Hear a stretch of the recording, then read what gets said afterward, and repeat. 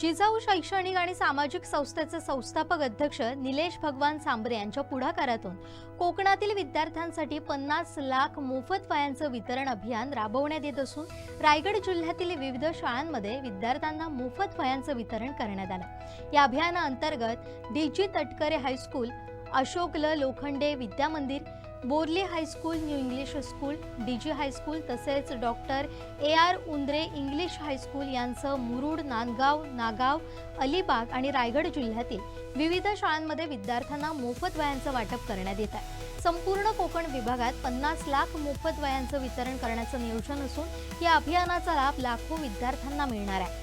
आर्थिकदृष्ट्या दुर्बल कुटुंबातील विद्यार्थ्यांना शैक्षणिक साहित्याच्या अभावामुळे शिक्षणात कोणताही अडथळा येऊ नये आणि प्रत्येक विद्यार्थ्याला समान शैक्षणिक संधी मिळावी या उद्देशाने हा उपक्रम राबवण्यात येत असल्याची माहिती निलेश भगवान सांबरे यांनी दिली।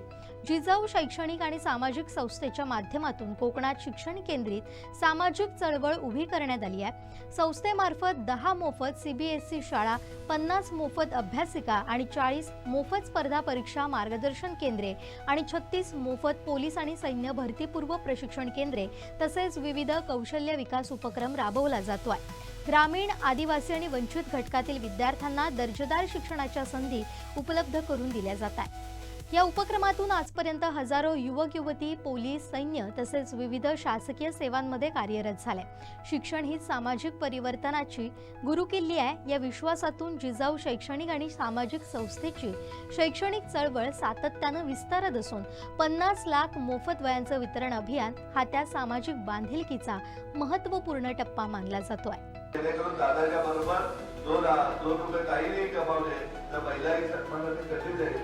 आपण बघतोय का खेड्यातल्या आमच्या आया असतात, ताया असतात, उद्या काय दुखलं तर नवऱ्याकडे पैसे येत नाही म्हणून मागत नाही, मुलाकडे पैसे येत नाही म्हणून मागत नाही, तर मागला तरी मुलगा अंगावर येतो, मग ती अशा वेळेस ती ताई अंगावर आजार करते, मग मोठा आजार वाढून त्या ताईचा मृत्यू होतो। या सगळ्या गोष्टी तुम्हाला आम्हाला सांभाळायचे।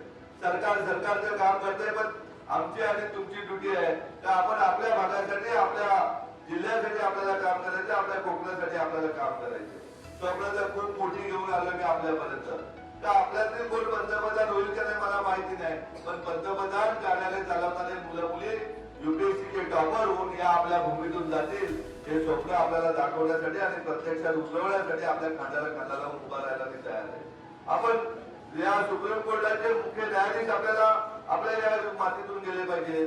प्रत्येक ठिकाणी आपल्याला आपला कोकणी माणूस जसा गाडी पुसताना दिसतो, जेवण करताना दिसते, लिफ्ट पण देतात, त्याप्रमाणे प्रशासनामध्ये मोठ्या पदावर आपल्याला आपली मुलं मुली दिसली पाहिजे। आणि त्यासाठी एक दिवस नाही तर आता ते शिक्षक सुद्धा नाही शकतोय, निवड ड्युटी म्हणून त्यांना जास्तीत जास्त वेळ आपल्याकडे जवळ मुलं असतात, मुलांची हिंमत वाढवा।